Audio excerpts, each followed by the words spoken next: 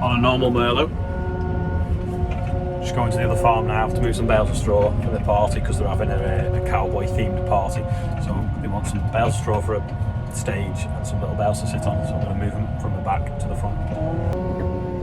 It's a shame the weather's bad because they had big ideas of playing rounders and different things like that. But I've got a bucking bronco coming. So I'm just taking some bales of straw around now to make a stage and seats. Every garden needs a bar, doesn't it? We always knew Danny was a Merlot fan. Just fell over. He's just picking up his wheat that's now dry. He's taking it a load at a time because he's putting it in his own dryer to cool it, condition it. Yeah, Danny has a JCB telly on there, but we know he likes driving the Merlots when he gets here. Oh, I need to say hello to Fiona as well because she's just texted me saying, "Are we combining?" Because obviously it's raining. Not started yet, but we're just about to. Perfect weather. Typical.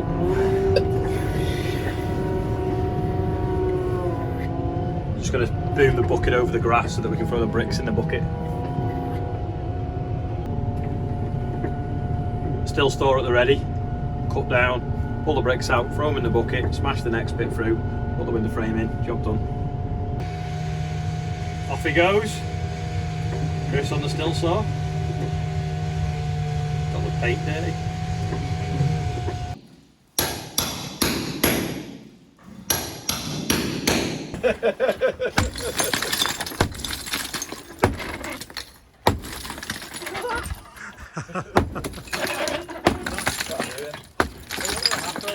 Yeah. Not did it. Here's a picture of topical flattened. Craig's playing Tetris. Seriously though, was this safe? No buildings work safe. You've not been inducted yet. And we're through.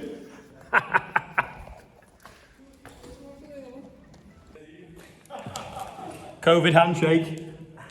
We broke through the wall.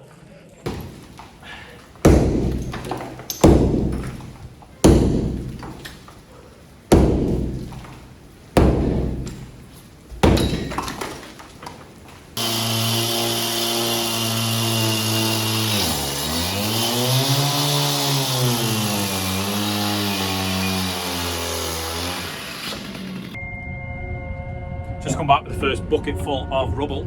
It seems to be taking ages because everyone's just having a go at knocking the bricks out. And guys just been shooting today, shooting pigeons since 7 o'clock this morning, and they've shot 450 pigeons off a stubble field. So that's 450 less to eat the oilseed rape, eat the rest of the wheat, and eat the barley, and eat the beans. So that's a result. They just totally need thinning out though. We need like 20 guns out across the whole farm just to literally thin them because there's not enough people shooting them nowadays to get on top of them. So on Monday there's a crusher bucket coming for that digger, and these bricks I've just brought back will be able to crush them and turn them into what is a usable product. So we've basically got, well, they call it MOT, which is stone through underneath bases of sheds and different things like that, and then also drainage stone, which is in that pile behind that digger that you can't really see. It's basically rained on and off all day, so one minute we've got like a blue sky like we've got up there now, and then the next minute it's throwing it down and everyone's getting soaked, so the coat is so heavy. So class, next time you send me a coat, make sure it's a waterproof one. Anyway, so people have been coming to Maze getting wet and things like that, which isn't ideal. And then also I've had a phone call off the guy that's doing the groundworks for the building company. The field of barley that's not even really properly ripe yet, they want to move on there on Thursday. So hopefully it'll dry up on Tuesday, and then we can get on either Tuesday or Wednesday and get the barley off. It'll be wet, we'll have to dry it a lot, but it's better than it being mixed in with the topsoil. And also, they don't want it mixed in with the topsoil because when they put the topsoil in people's gardens, they'll have barley growing for years. So it's quite important for them that we get it off, so hopefully they might work with us a little bit on that one. Anyway, I'm going to top up with diesel now, and then with orange light won't be on. Who else has had rain today? We've had quite a lot. In fact, I'm going to check now. Yeah, we had 11 mil today, which is like that much on everything. So it's no wonder that where the sunflower maze is, there's a little bit of a moat around the picnic area, so maybe we can do canoeing tomorrow. Just back now for another load. Hole's nearly complete. 3 meters it is. There's the door on the glass ready to go in. You can try and get the motor. I'll cut here, up there, and then cut there. Yeah, Yeah, the mortar joint's there. yeah, Hello, the kitchen one's doing now. Look at that. The kitchen one, I'm not sure. Hole's all done now. Steels are on the floor there, ready to go in. But I'm supposed to be going out for me tea tonight. So James is going to come and lift them in for them. Looks good. A couple of people have been asking how the drying floor works. Basically, we've put wheat on here about 1 metre deep, depending on how much we've cut that day. Then we put it on these steel floors. Now, if I get right down on the floor and you look, you can see you've got these like little slots underneath the steel. Sorry, can you see better there? 1.2 milli slots. It's called bridge plates. It's basically rolled and these bumps are made into it. So we blow hot air up through these little holes. And as the hot air rises up through the grain, it carries the moisture out through it. So it basically dries from the top to the bottom. You can get like stirrers that go in, like little augers that go up and down automatically, but they're about 20 grand to do this shed and then do one the other side, so it's like big expense. So we just do it like 1 metre deep, but you could do it like 3 metres deep like that. Put it about 1 metre deep, dry it. It takes about 24 hours depending on the moisture, but we can dry like 100 tonne at a time in each shed. And then, like I say, once it's dry, then we put it through the other dryer, condition it, cool it down to a temperature that we can store it at, suck all the rubbish out of it, polish the grain up so it flows better to give us a good bushel weight. Sometimes it's called bushel weight and sometimes it's called hectolitre weight. Basically it means it's how heavy a litre of it weighs, and then that if a litre of it is heavy, it means it's got a lot of sort of like flour in it and it makes it good grain. Basically it's not an exact science, because you can have like loads of little like high, so you know, smaller grains that are just as good, and bigger grains that are more circle and don't stack together as well. But it's been around for years, basically selling things by the bushel weight or the hectolitre weight, and it's just the most accurate way of doing it rapidly, an intake at a mill or something like that where it's going over on a boat. So that's why we always talk about bushel weights and hectolitre weights. Some years they can be really low, the grains can be quite pinched and shriveled, and then that means then that it's not as saleable because it needs to be a minimum spec. So for milling wheat, I think it's 76 bushel weight, and for feed wheat 72. And sometimes if it's a bit low, if we put it in the dryer, it cleans all the rubbish out of it, but it also sort of polishes it, it makes it flow better. So when the machine that measures it, if you poured a litre of it then into the machine, because it flows better, it flows tighter and sits tighter and weighs heavier.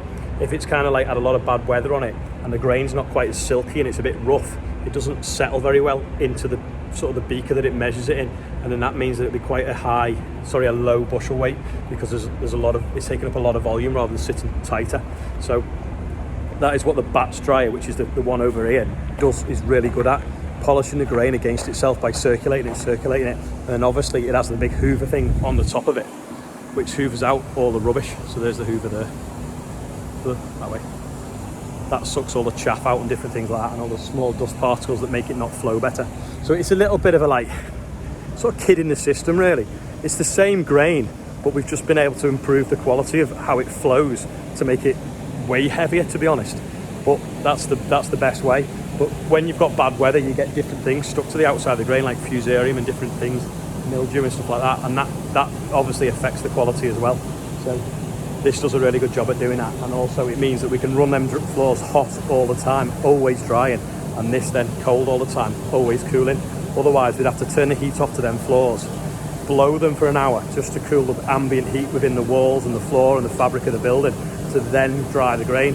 Whereas if that always runs hot and this always runs cold, it's more efficient. And obviously it's got to go, it's better going for that anyway to lift the bushel weights. This year the bushel weights are pretty good, but in some years it's a necessity to put it through that dryer just to lift the bushel weights.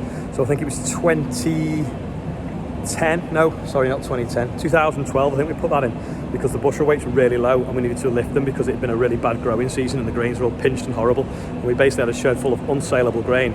We got that, put it all through that, and it made it saleable.